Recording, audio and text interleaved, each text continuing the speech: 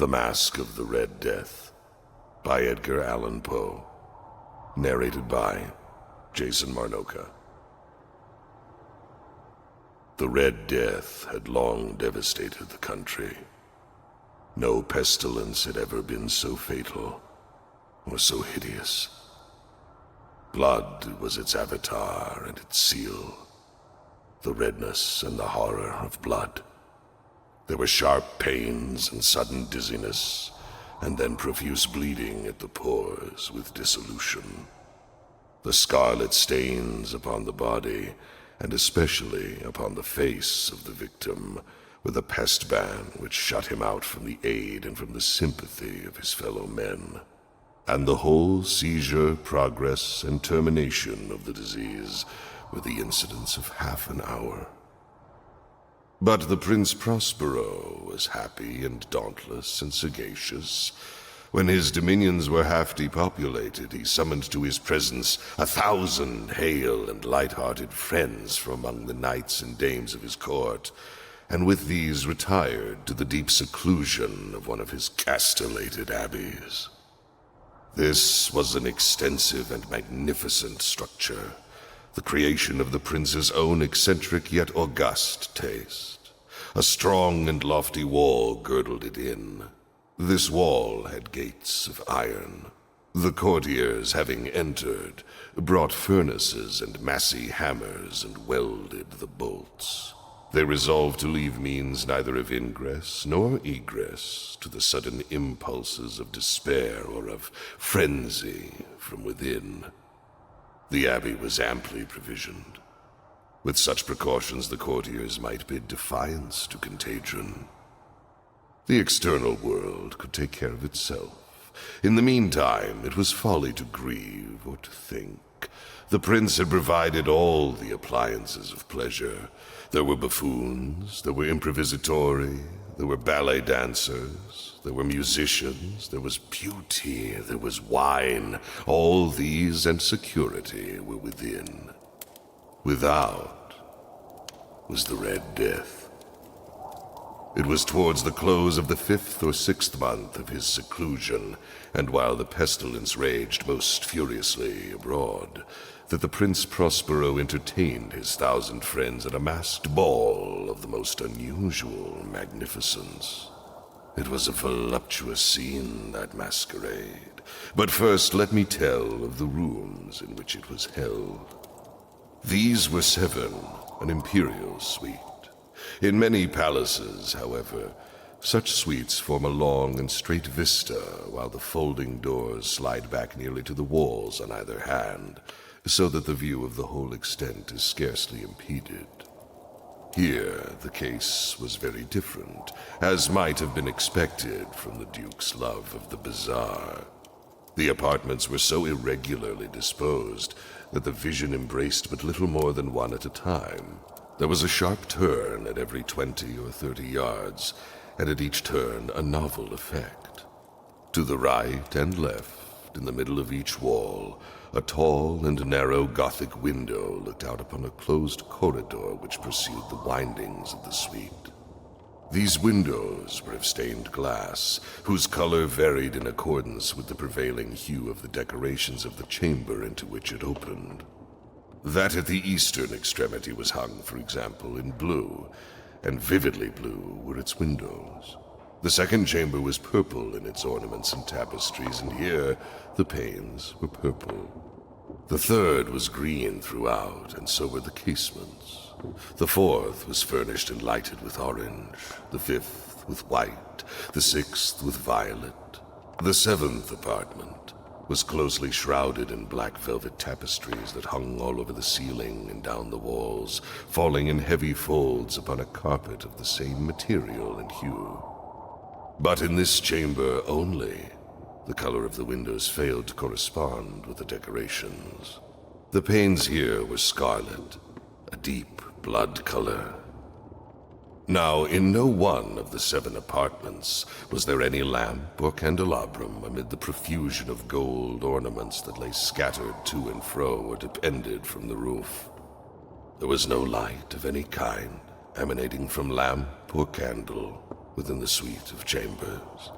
But in the corridors that followed the suite, there stood opposite to each window a heavy tripod, bearing a brazier of fire that projected its rays through the tinted glass and so glaringly illuminated the room.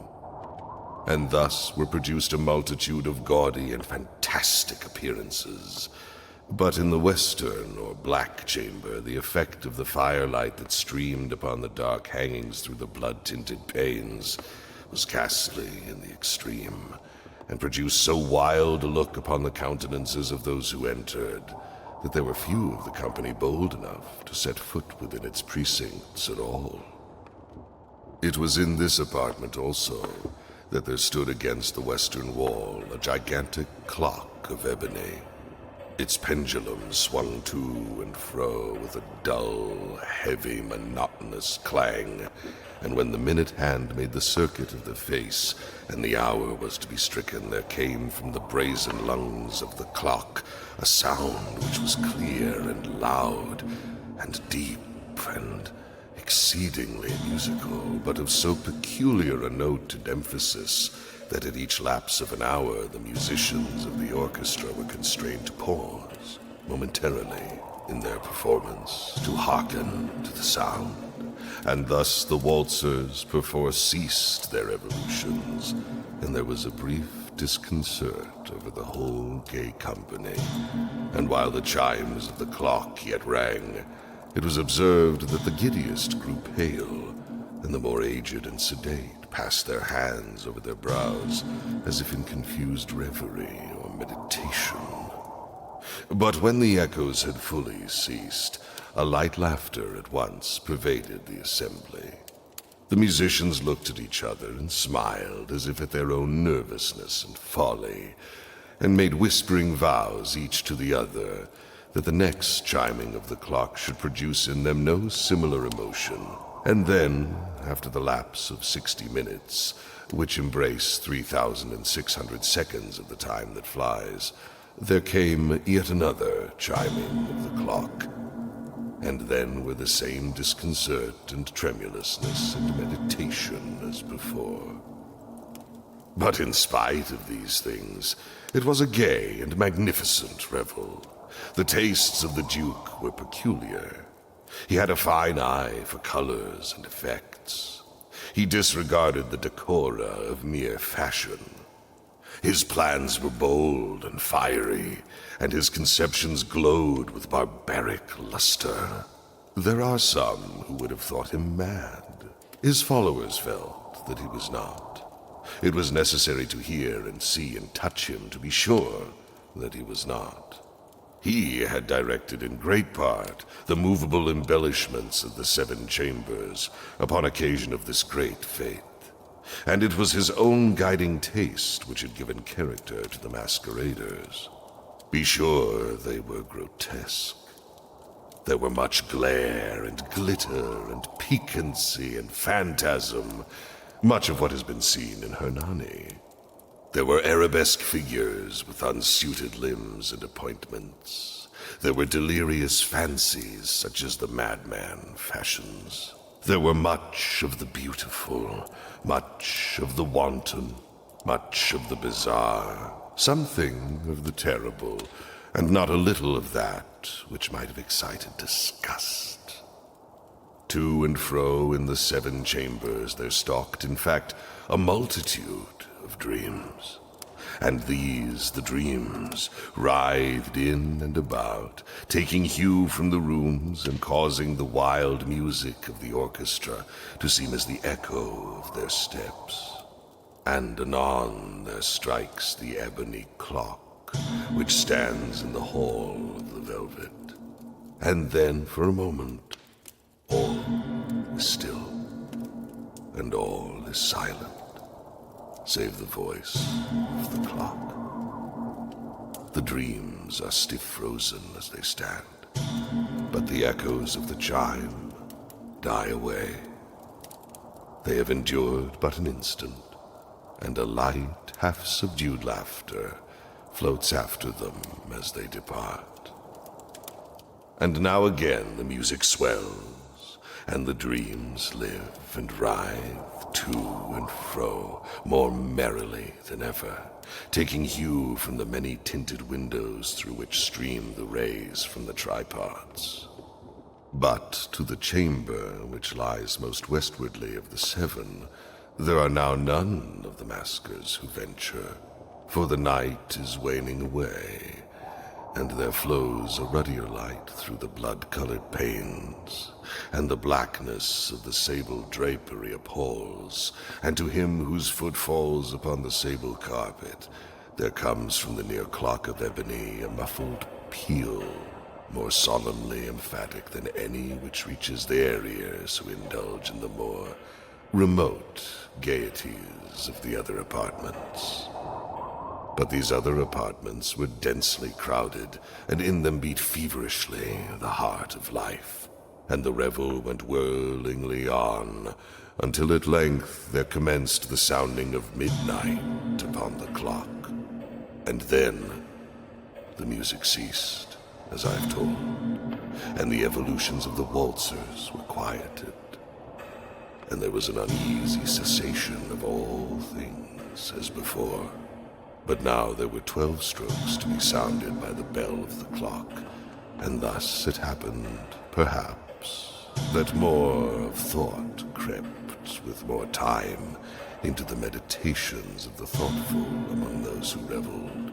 And thus, too, it happened, perhaps, that before the last echoes of the last chime had utterly sunk into silence, there were many individuals in the crowd who had found leisure to become aware of the presence of a masked figure which had arrested the attention of no single individual before. And the rumor of this new presence having spread itself whisperingly around, there arose at length from the whole company a buzz or murmur, expressive of disapprobation and surprise, then finally of terror, of horror, and of disgust.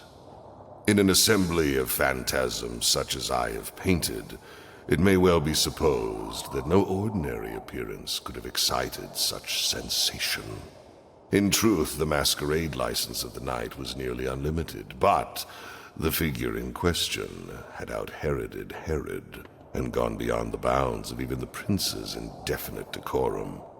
There are chords in the hearts of the most reckless which cannot be touched without emotion. Even with the utterly lost, to whom life and death are equally jests, there are matters of which no jest can be made. The whole company indeed seemed now deeply to feel that, in the costume and bearing of the stranger, neither wit nor propriety existed. The figure was tall and gaunt, and shrouded from head to foot in the habiliments of the grave. The mask which concealed the visage was made so nearly to resemble the countenance of a stiffened corpse that the closest scrutiny must have had difficulty in detecting the cheat.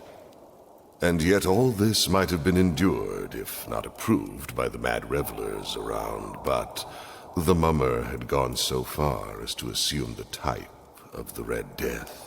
His vesture was dabbled in blood, and his broad brow with all the features of the face was besprinkled with the scarlet horror. When the eyes of the Prince Prospero fell upon this spectral image, which, with a slow and solemn movement, as if more carefully to sustain its role, stalked to and fro among the waltzers, he was seen to be convulsed, in the first moment with a strong shudder either of terror or distaste, but in the next, his brow reddened with rage. "Who dares?" he demanded hoarsely of the courtiers who stood near him. "Who dares insult us with this blasphemous mockery? Seize him and unmask him, that we may know whom we have to hang at sunrise from the battlements." It was in the eastern, or blue chamber, in which stood the Prince Prospero as he uttered these words. They rang through the 7 rooms loudly and clearly, for the prince was a bold and robust man, and the music had become hushed at the waving of his hand. It was in the blue room where stood the prince, with a group of pale courtiers by his side. At first, as he spoke, There was a slight rushing movement of this group in the direction of the intruder, who, at the moment, was also near at hand, and now, with deliberate and stately step, made closer approach to the speaker. But from a certain nameless awe with which the mad assumptions of the mummer had inspired the whole party, there were found none who put forth hand to seize him, so that unimpeded he passed within a yard of the prince's person. And while the vast assembly, as if with one impulse, shrank from the centers of the room to the walls, he made his way uninterruptedly, but with the same solemn and measured step which had distinguished him from the first, through the blue chamber to the purple, through the purple to the green, through the green to the orange, through this again to the white, and even thence to the violet, ere a decided movement had been made to arrest him.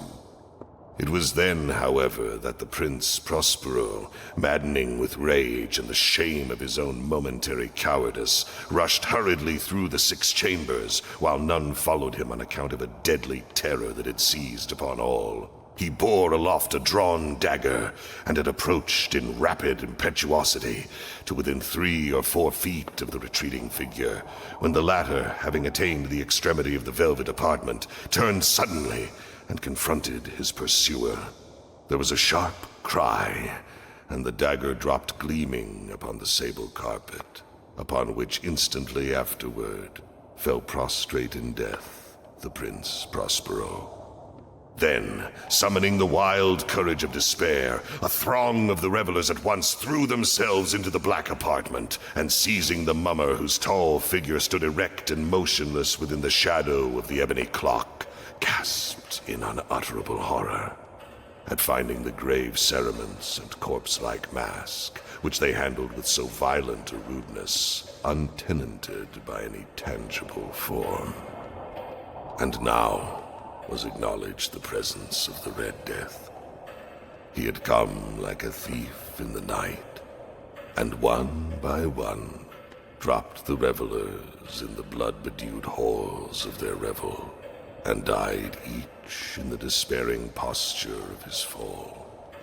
And the life of the ebony clock went out with that of the last of the gay, and the flames of the tripods expired, and darkness and decay and the Red Death held illimitable dominion over all.